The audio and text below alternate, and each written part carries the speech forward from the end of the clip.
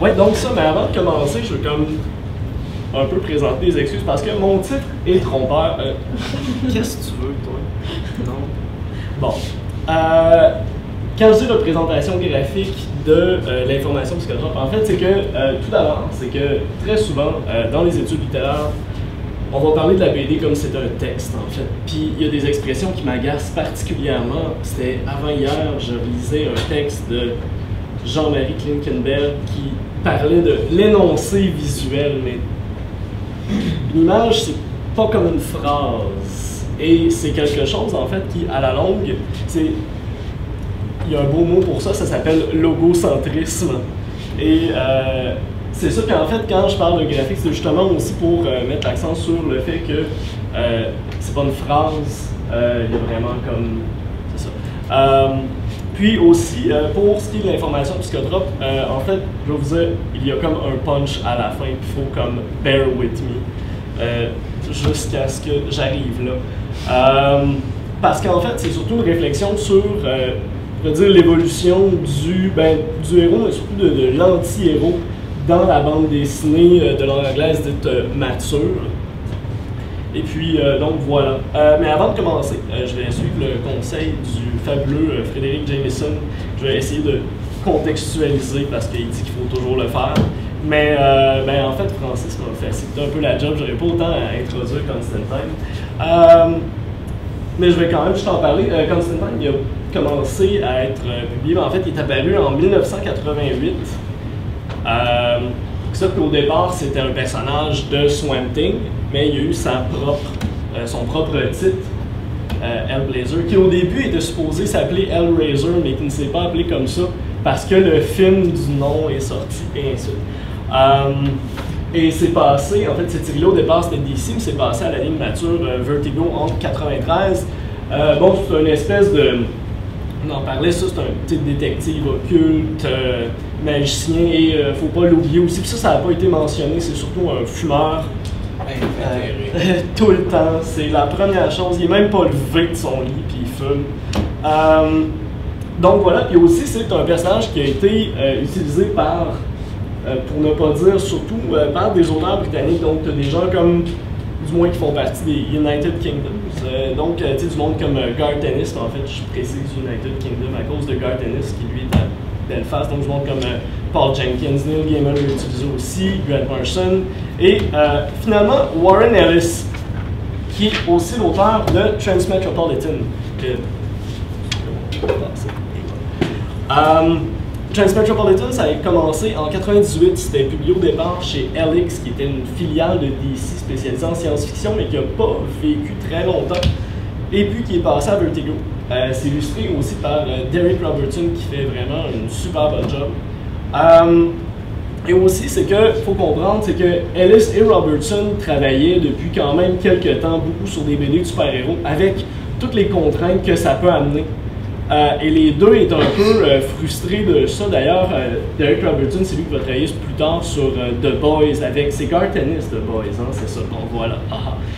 Et qui est une série vraiment qui varge dans les super-héros. Et c'est ça, donc les deux étaient un peu tannés de ça, voulaient faire de quoi de vraiment très différent. Et ben voilà, en fait, c'est Warren Ellis, même dans, quand c'est un personnage fictif comme dans Powers, il est écœuré des super-héros. Je vais juste le citer un petit peu. Fuck superheroes, frankly. Voilà, j'ai cité le personnage fictif de Warren Ellis. C'est ça, mais il commencerait à être allergique à ça. Donc, la série Transmet, c'est un mélange, je dirais, de comique, de thriller politique, puis de cyberpunk. Le personnage principal, Spider Jerusalem, c'est une espèce de journaliste gonzo, fumeur invétéré lui aussi, et très très grand consommateur de drogue, mais il va prendre absolument n'importe quoi. C'est de toutes les façons, là. Il y a vraiment, il passe, comme tout son corps il passe. Et en fait, il est vraiment inspiré autant pour son apparence que pour son style d'écriture du journaliste de Hunter Thompson, dont on parlait tantôt. Et ça, ben, l'expression bastard va revenir très souvent, en fait, puis ce qui est aussi un des liens que je vais faire avec la série Hellblazer, parce que c'est une expression que autant Thompson Spider Jerusalem ou Constantine vont utiliser constamment. Puis aussi, avant de parler des relations entre les deux BD, je veux juste préciser quelques petits trucs. Comme par information, qu'est-ce que j'entends? C'est que j'utilise vraiment la définition de Claude Shannon, selon laquelle l'information, c'est pas quelque chose de qualitatif, c'est vraiment purement quantitatif. Ça se calcule en bits. C'est une mesure de à quel point ce que tu vas apprendre va être improbable. Donc, si tu pitches un 25 cents dans les airs, ben comme le nombre de bits, ça va être les probabilités, comme qu'un des deux côtés tombe dessus. Donc, c'est vraiment ça. Donc, c'est vraiment, je veux comme mettre de côté tout ce qui va être quelque chose de qualitatif. C'est vraiment juste une quantité. Il n'y a rien à voir avec le contenu. Donc, voilà. Aussi, dans la mesure du possible, justement, pour éviter l'espèce de, ce que je disais tantôt, de logocentrisme, je vais essayer comme d'éviter d'utiliser l'expression très populaire intertexte pour parler des relations des œuvres, justement parce que, oui, il y a du texte dans la bande dessinée, mais des fois, quand le lien c'est avec l'image, ben non, c'est plus vraiment un intertexte, ça va être, ben, on pourrait parler d'intercomicité. Ouais, voilà. Et donc aussi, dernier truc, puis là, ben, je me sens, grâce à Jean-Michel, je me sens un peu décomplexé par rapport à... Non, parce qu'en fait, je voulais pas faire de quoi de trop théorique et vraiment comme... Puis toi, t'es arrivé, puis non, let's go, Catherine Sauter, et ainsi de suite, puis voilà. Fait que là, ben, en fait, je vais vous parler du personnage merveilleux qu'est Charles Sanders Peirce, avec sa théorie du signe. On sent l'enthousiasme. En fait, c'est que dans la théorie du signe de Peirce, qu'est-ce qui va... Quand je présente ça, qu'est-ce qui va motiver une représentation? Ben, la relation entre une représentation visuelle et son objet, ça va être ce que lui va appeler le ground, qui est parfois traduit comme étant un fondement. En fait, en fait, Catherine Sauter, justement, prend l'exemple, disons, d'une toile qui représente des roses, disons. En fait, c'est que le fondement, ça va être un peu les particularités, comment je peux dire ça, les caractéristiques que l'image va partager avec son objet. Et l'iconicité va être quelque chose qui va, comment je peux dire ça, en fait, qui va dire, bon, ben ça, ces roses-là ont été peintes par je ne sais trop qui, dans je ne sais quel style, avec X médium, et ainsi de suite, donc des connaissances plus encyclopédiques, pour utiliser le terme de Umberto Eco. Donc voilà, les quelques précisions théoriques sont faites. Donc, c'est quoi la relation entre Hellblazer et Transmetropolitan? Parce que les deux séries, comme à prime abord, ça ne ressemble pas tant que ça. C'est qu'en fait, en 1998 aussi, Ellis commençait une autre série qui était publiée chez Wildstorm, une autre filiale de DC qui s'appelle Planetary. En fait, Planetary, c'est une sorte vraiment de métabande dessinée. Il y avait quelqu'un tantôt qui avait le livre de Geoff Clark, je pense que c'était dans ce coin-là, justement de How to Read Superhero Comics and Why. En fait, Clark va dire de Planetary que quelqu'un qui voudrait étudier la culture populaire du 20e siècle pourrait utiliser le matériel sur lequel Planetary va se baser et tu vas vraiment avoir une histoire complète. Parce que il réutilise tout, en fait, vraiment tout y passe. Puis en fait, c'est ça, c'est juste tellement un réseau, puis j'essaie vraiment fort de ne pas dire le mot intertexte. Donc ça raconte un peu les aventures d'un trio de personnes qui tentent de faire ce qu'ils appellent une archéologie de l'impossible. Donc l'impossible étant ici, genre l'histoire de la BD américaine du 20e siècle. Et dans le numéro 7, qui s'intitule « To be in England in the Summertime », les personnages assistent aux funérailles d'un Londonien qui s'appelle Jack Carter, qui est un pilier de ce que les autres appellent le Occult Underground des années 80. Il ressemble étrangement à John Constantine, en fait. La notion de fondement, en fait, elle sort pas aussi bien que j'aurais voulu, c'est dommage. Mais donc, on le voit ici, comme ça, en fait, ce qui est typique de Constantine, ça va être le trench coat, la cravate un peu détachée, chemise. C'est quelque chose qu'on va retrouver en général dans le look à travers toute la série, à travers tout le numéro de Planetary. Et l'expression Squire qui va utiliser très très souvent, Donc, ça, et en plus, ils ont les mêmes initiales. C'est fou de même. Et aussi, ça, il va avoir une façon de parler qui va être vraiment bien alliée, qui est une espèce de cockney typique de l'Est London, ben, l'Est londonien. En tout cas, ça, l'expression squire, il va dire me à la place de my, des trucs dans ce style-là, ça va revenir vraiment très souvent.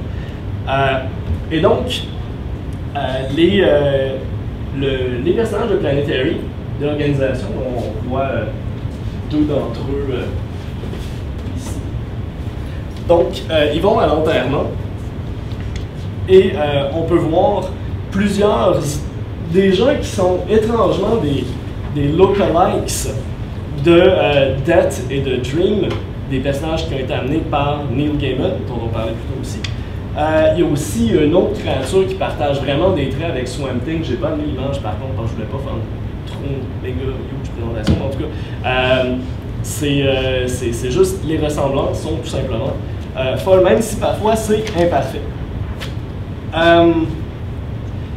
Donc, ouais, ça dans le cas de Planetary, c'est un peu évident que les créateurs ont une espèce de lecteur modèle vraiment précis en tête. Donc, quelqu'un qui est capable d'actualiser un peu qu'est-ce qu'ils vont amener comme signification, qu'est-ce qu'ils vont amener comme message. En fait, c'est que si tu n'as pas tout le bagage encyclopédique que eux, entre guillemets, voudraient que t'ailles, ben, tu peux trouver la BD intéressante, mais tu vas un peu passer à côté du principal.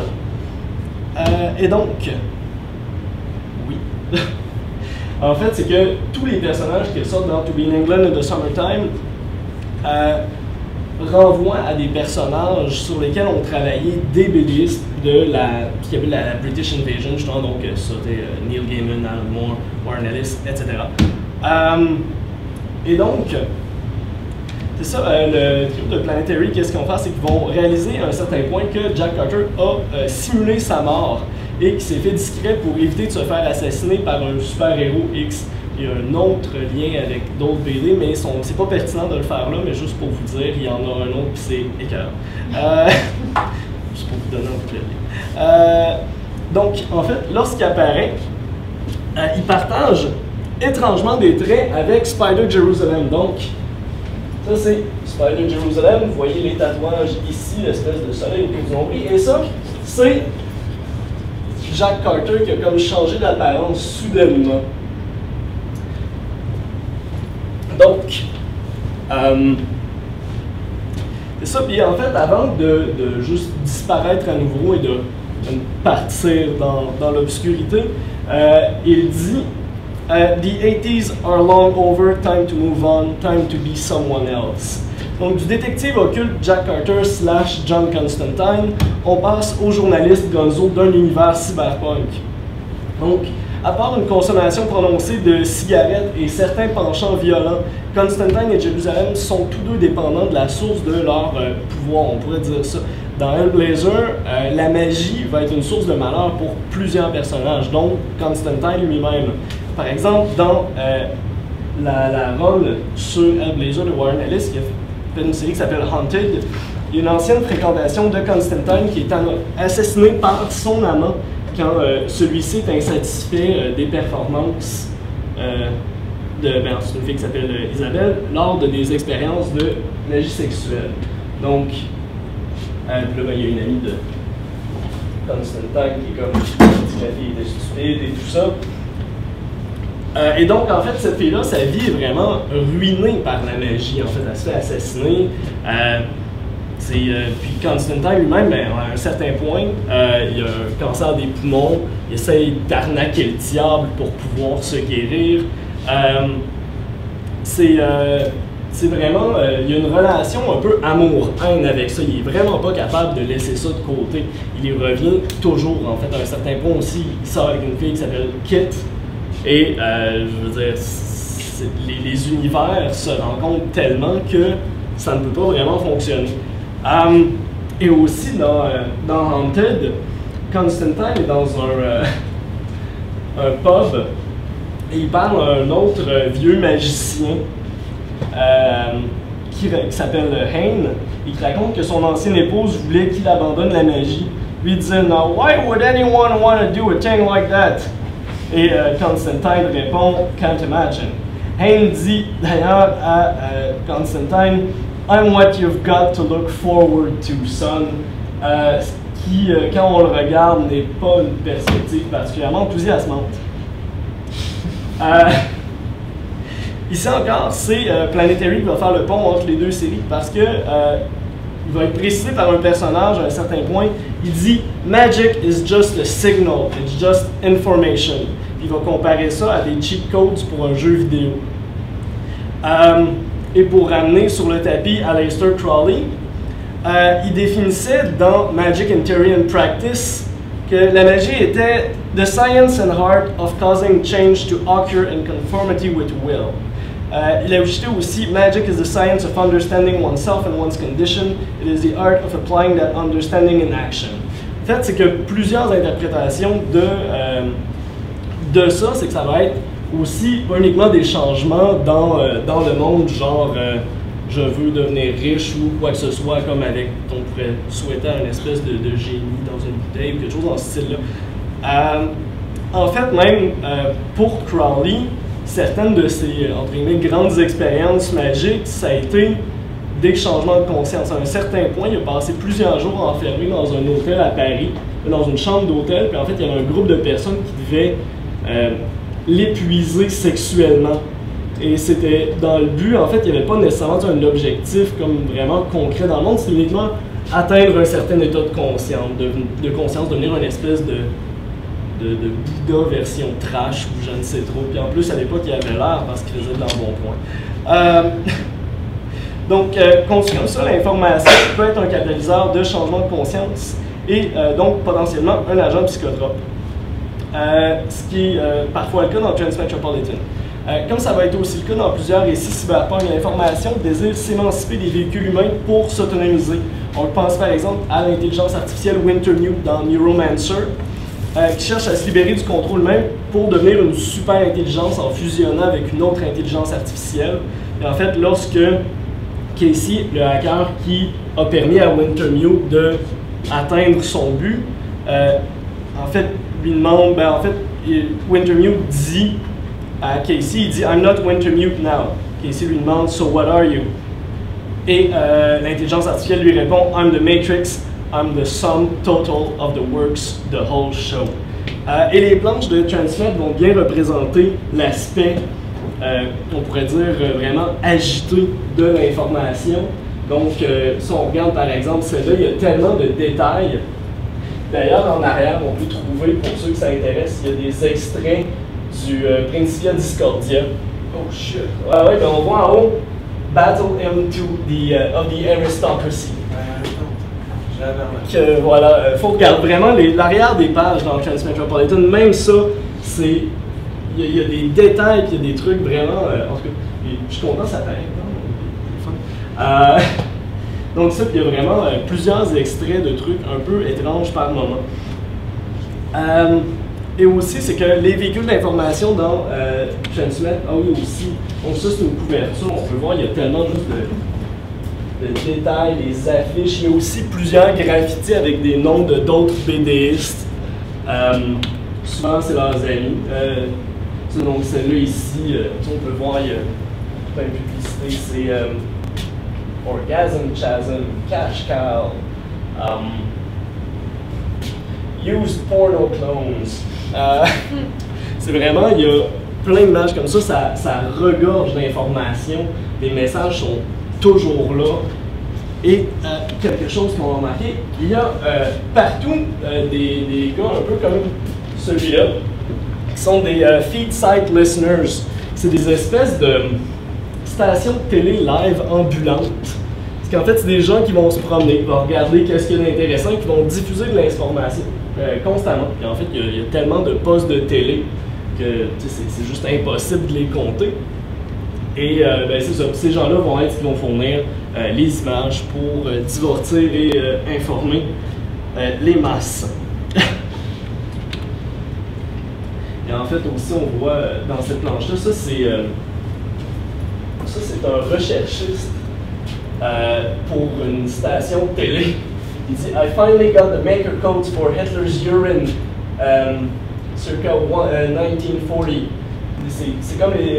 it's like amphetamines Congress with 10-dimensional time gods wanting to take a dump in my girlfriend's cleavage and needing to see... ça, je lis mal. Anyway. All at once. So, it'll help with work, really. Donc, ça, c'est ce qu'il dit. Puis encore là, c'est ça, vous voyez vraiment, la page va regorger d'informations, ça déborde quasiment. Puis en fait, c'est que ça fait en sorte aussi que la quantité d'informations à traiter est tellement importante que le passé est vite oublié. Dans l'univers de Transmet, il n'y a pas de décompte d'années. En fait, les gens ont oublié le décompte. Et ça fait en sorte qu'ils vont dire, ben, c'est arrivé il y a 26 ans. C'est pas arrivé en tel, quelque chose du passé n'est pas arrivé en X années. C'est arrivé il y a un certain nombre d'années. C'est approximatif.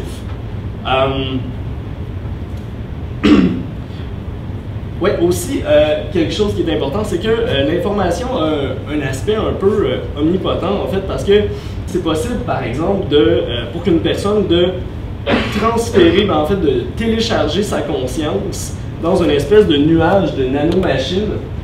Et comme ça donne, quand ils choisissent d'être visible, ça ressemble aux yeux là. Ben, il se fait un visage, mais c'est juste, puis il dit à un moment donné dans la bande dessinée, c'est juste comme pour pas trop déstabiliser les gens, parce que j'en ai pas besoin. Mais en fait, c'est qu'il peut, ça c'est un peu à ça que ça ressemble les nanomachines, et ça réorganise la matière, et il peut faire apparaître absolument anything I want. Et aussi, il va y avoir une autre technologie, ça va être les makers, que c'est une sorte d'électroménager que les gens vont avoir chez eux, puis ça fait un peu n'importe quoi que tu lui demandes. Si tu lui demandes, je sais pas, un triple café dans un pichet, ben, il peut te le faire. Ça va juste apparaître devant toi. Les nanomachines vont réorganiser la matière pour te donner ton pichet de café. Donc, ben, en fait, c'est là que j'en arrive, merci de m'avoir suivi, que j'en arrive à l'information psychotrope. C'est aussi qu'il y a dans Transmetropolitan ce qu'on appelle des reservations, qui sont des endroits qui vivent exclus de la société, c'est des réserves, et qui préservent la culture d'une certaine culture à une certaine époque. Comme là, bon, disons, ça va être culture maya, et ainsi de suite. Les gens ne sortent pas des réserves. Une fois que tu es entré, tu ne reviens pas dans le reste du monde. Tu vis et tu meurs là. Et voilà, et en fait, il y a une des réserves qui ne vit pas dans le passé. En fait, eux autres, ils vivent dans le futur. Puis ils testent les technologies qui ne sont pas encore assez stables, on va dire, pour le reste du monde. Et la réserve s'appelle Farsight. Et en fait, on retrouve une forme illégale d'information qui s'appelle le High Pollen. Et en fait, ça, on voit qu'est-ce qui arrive à Spider Jerusalem quand il en reçoit en pleine face. C'est une espèce d'abeille qui lui jette ça dessus. Et en fait, ça, on voit un peu comment lui il se perçoit lui-même. Et il dit, I think it was like washing down a bucket of peyote with a vat full of absinthe. Et en fait, qu'est-ce qui lui était arrivé? C'était pas ça, il venait de recevoir les nouvelles.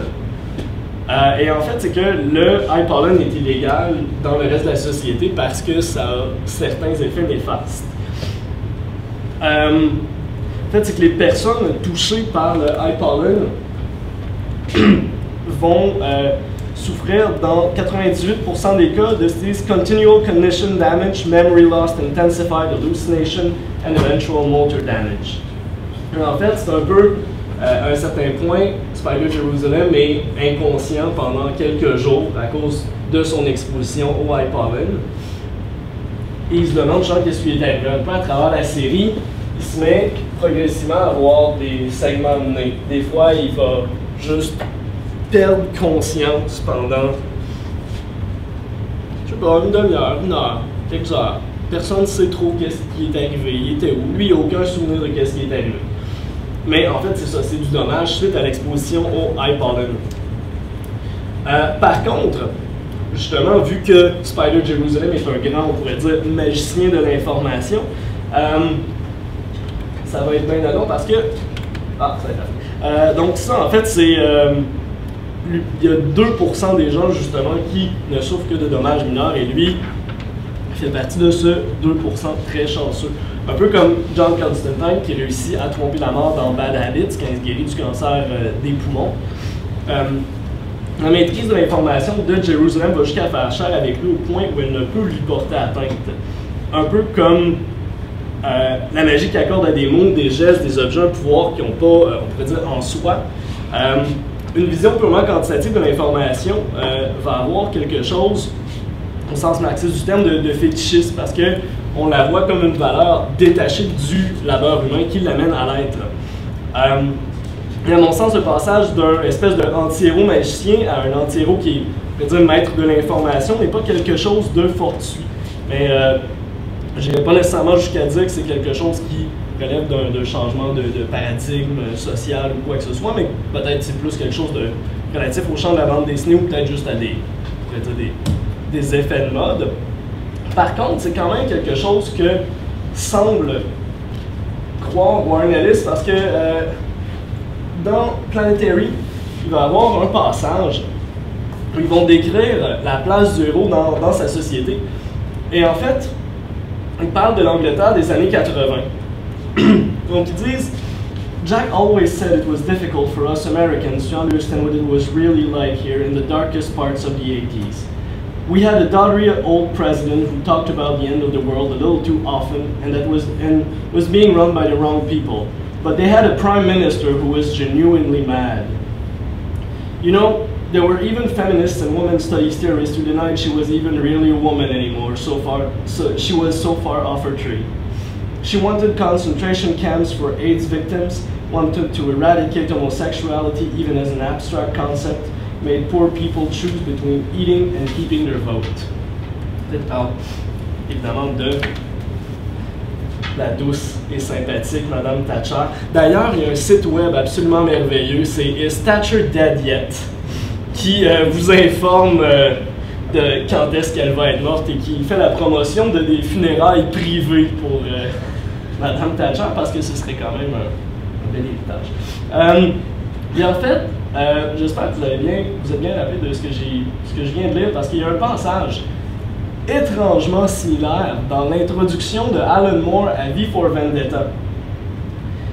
Margaret Thatcher is entering her third terms of office and is talking about confidently of an unbroken conservative leadership well into the next century. My youngest daughter is 7 and the tabloid press are circulating the idea of concentration camps for people with AIDS. The government has expressed a desire to eradicate homosexuality, even as an abstract concept, and one can only speculate as to which minority will be next legislated against. Donc, en fait, c'est ça, il y a vraiment... Là, on peut parler d'intertexte parce que c'est du texte. Mais c'est ça, en fait, dans Planetary, Warren Ellis suggère quand même fortement que il y avait quelque chose dans les années, fin années 80, où il y avait quelque chose dans la société qui a inspiré les créateurs britanniques à faire le type de création qu'ils ont fait et qui, potentiellement, l'a inspiré lui à faire justement autre chose par après, autre chose étant Transmet. Donc voilà, c'est tout. Merci.